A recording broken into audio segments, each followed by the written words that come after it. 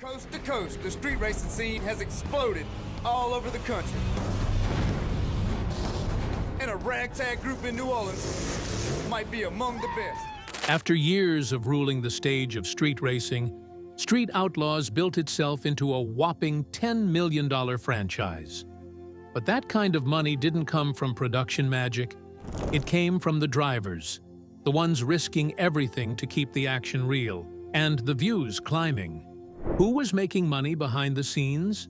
And were those paychecks really coming from the show itself, or from something far less visible? Join us as we break down just how rich Street Outlaws' biggest cast members really are. Jonathan Day, JJ Dayboss.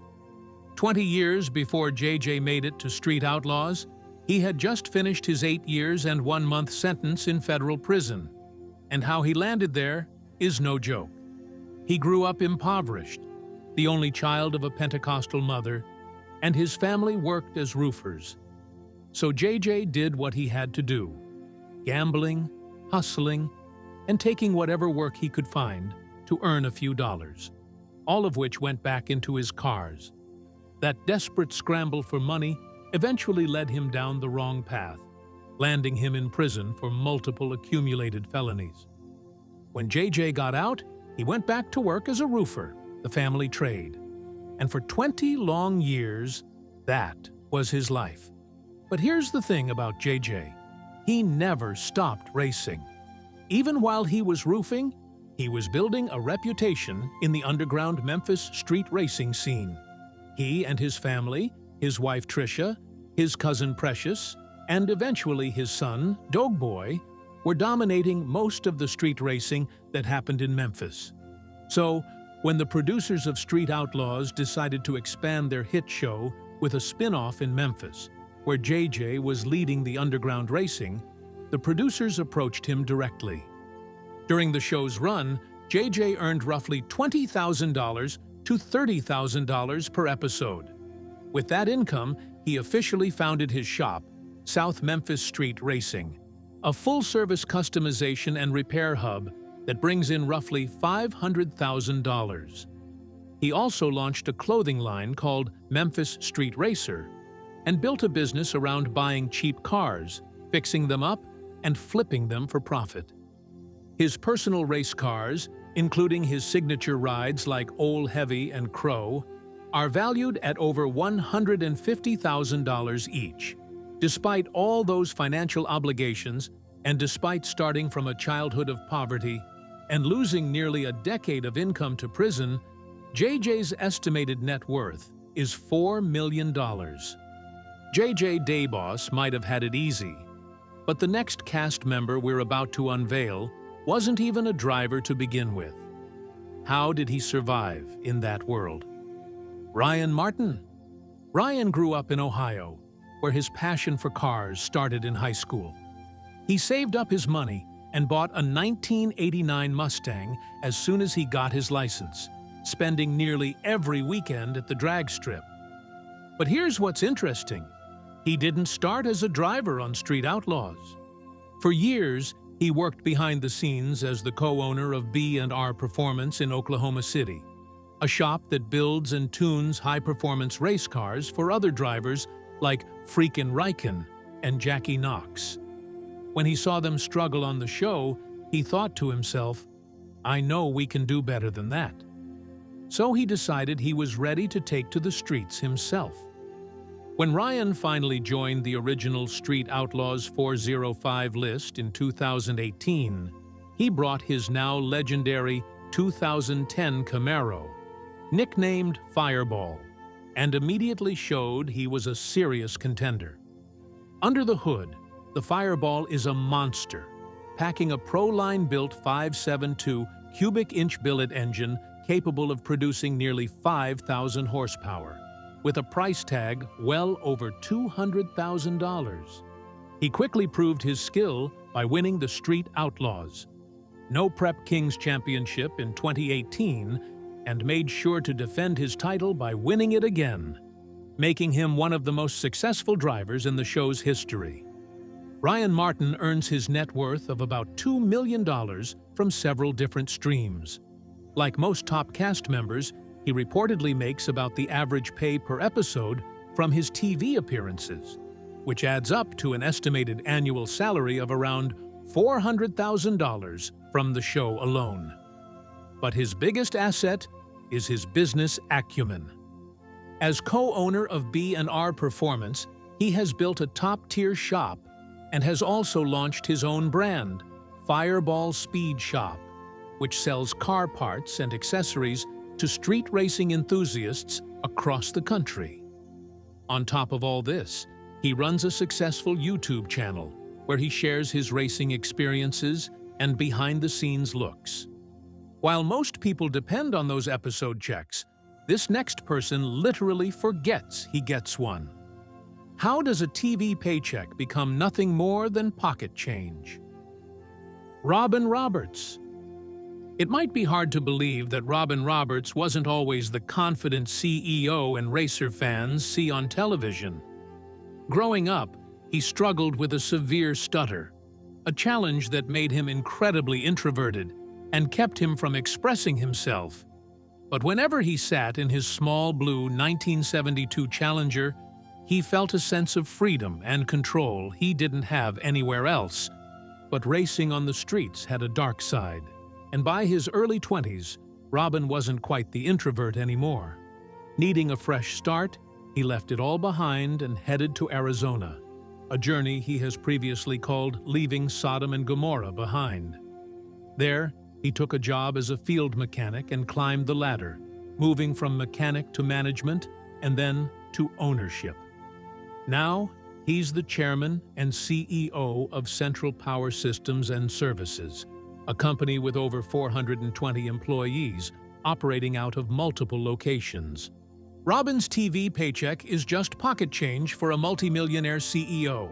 His main and overwhelming source of income is his multi-state industrial empire, which generates massive annual revenue estimated to be over $200 million.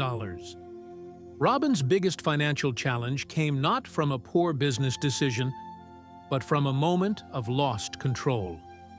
During the 2022 No Prep Kings season, he was racing Justin Swanstrom at Rockingham Dragway in Rockingham, North Carolina. He crashed hard into a wall, was knocked completely unconscious, and had to be airlifted to a Charlotte hospital. The crash was horrific. He suffered 3 broken ribs, a collapsed lung, and a severe concussion. The entire front end of his multi-$100,000 race car was destroyed. Still, his estimated net worth of $45 million remained intact. Robin lost hundreds of thousands of dollars without going bankrupt. But this next cast member gambled everything on racing just to survive.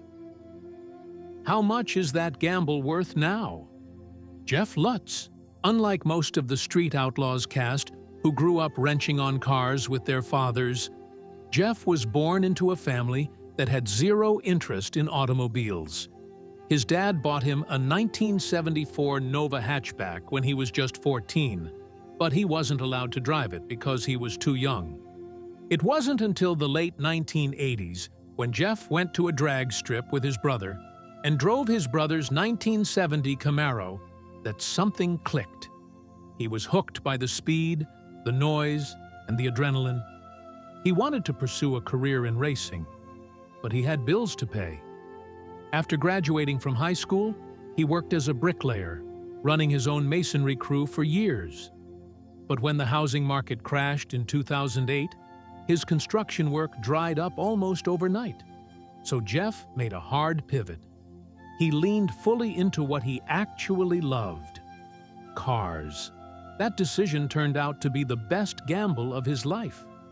Jeff raced alongside some of the franchise's biggest names, including Ryan Martin and Big Chief. Together, they created some of the show's most memorable moments, especially during the No Prep Kings events, where Jeff became known for his fearless driving and relentless consistency. He's not just a driver either. He's a 2-time Hot Rod Drag Week champion and was even named King of Drag Racing in 2017 after breaking the record with a 5.85-second pass at 251 miles per hour. he was able to expand his performance shop into a full-blown business juggernaut. He founded Lutz Race Cars in Callery, Pennsylvania, a top-tier chassis fabrication and high-performance customization shop. And that shop prints money. On top of that, he cashed a $40,000 check after winning an NPK competition in Louisiana in 2021. Jeff also owns several high-end drag cars, including Mad Max and a stunning yellow 1957 Chevy he built with his son, a car that represents hundreds of thousands of dollars in parts and labor. He has appeared on 3 different Street Outlaws shows simultaneously and doesn't complain about the workload because, as he once put it, it's a great problem to have. Jeff has also been married to his wife, Boosted G-Teen, since 1989, and together they raised their son Jeffrey, who now races alongside his father. His estimated net worth is $2 million. But unlike Jeff, who raced day and night, this next cast member had to work 2 jobs and still couldn't cover everything. Chris Hamilton, Boosted GT. There's something kind of funny about a guy who builds fighter jets for a living, then spends his weekends racing cars on the street. But that's Boosted GT. What made him different from a lot of other street racers was what he did when he wasn't racing. During the day, Boosted GT worked as a high-level engineer or defense contractor for Lockheed Martin, a massive aerospace and defense company that builds fighter jets, missiles, and military technology. It's one of the most stable, well-paying jobs anyone could have. But when the original Street Outlaws decided to expand the 405 list, Boosted GT was invited to join the show. He raced a bright yellow, turbocharged 1995 Ford Mustang with small tires, nicknamed the Nanner, and he was in 5th spot on the infamous OKC list. Despite the fact that Boosted GT had a full-time career at Lockheed Martin and a family to raise, he still managed to build a name for himself on Street Outlaws. And here's something most people don't know. In 2021, Boosted GT made a really smart business decision that saved his finances. He was offered the chance to be the race master and announcer for Street Outlaws' No Prep Kings, a role that meant stepping out of the driver's seat and onto the microphone. He took the gig, and now he's the voice of No Prep Kings and Mega Cash Days, hosting a $600,000 prize pool event with 64 drivers. On top of that, he runs a popular YouTube channel where he posts racing content, sells branded merchandise, and is even sponsored by notable names in the automotive industry. That said, Boosted GT's path hasn't been without its financial hiccups. In a 2021 interview, he laid it all out flat. He simply didn't have the financial capacity to keep racing at the NPK level anymore. The costs were spiraling, and even with a Lockheed Martin salary and TV money, it wasn't still enough. He wasn't going to bankrupt himself chasing a trophy.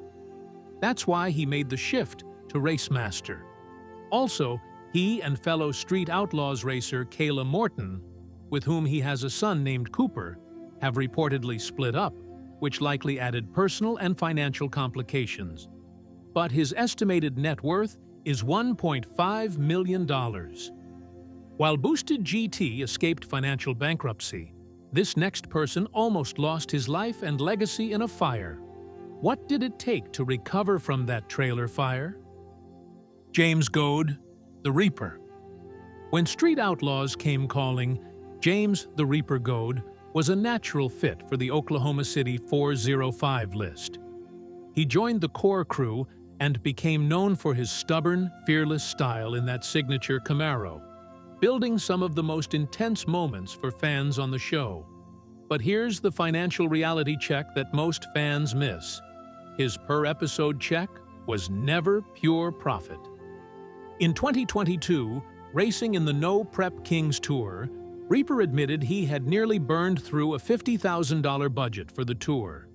He was open about the math. It costs approximately $15,000 per race for fuel, tires, parts, travel, and crew expenses to compete at that level. With those costs, even a six-figure TV salary vanishes fast. To stay afloat, James pieced together income from every available source. Sponsorship helped.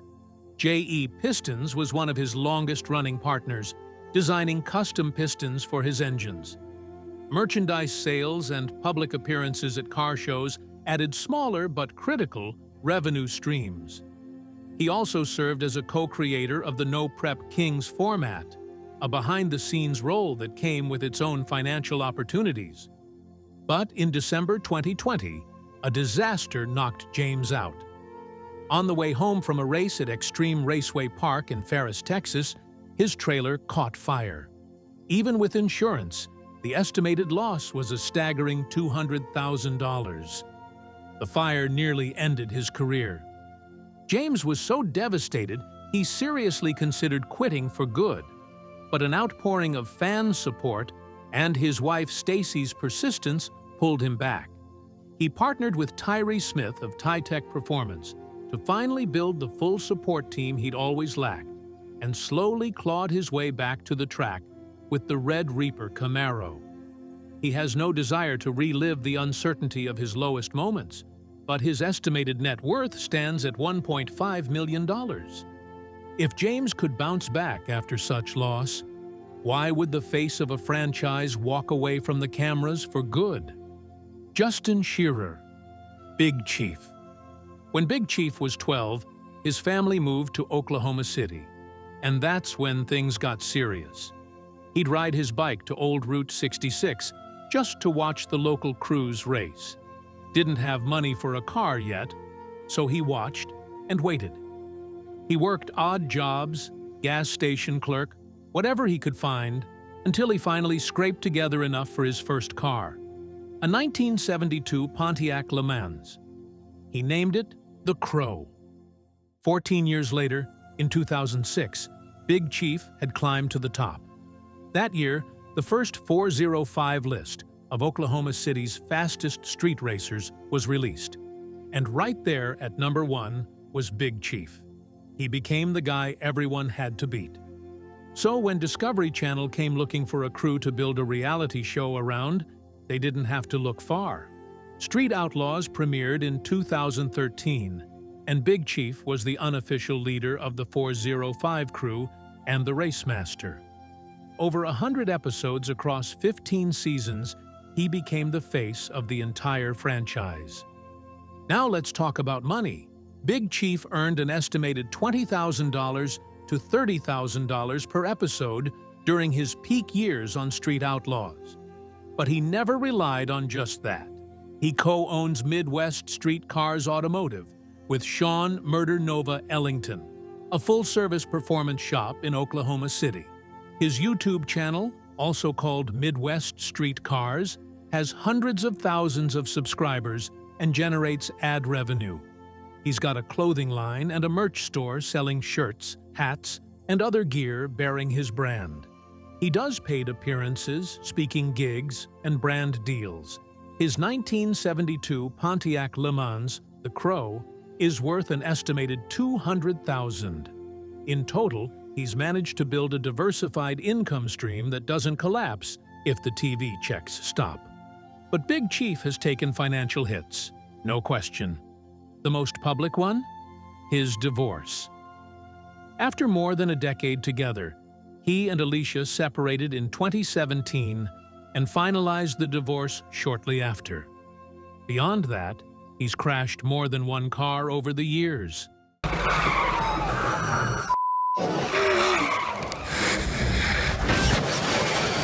The original Crow was wrecked in a 2015 accident, and rebuilding a car like that costs 6 figures. Despite everything, he's doing fine with an estimated $2 million in net worth. And no, he's not coming back to TV, at least not yet.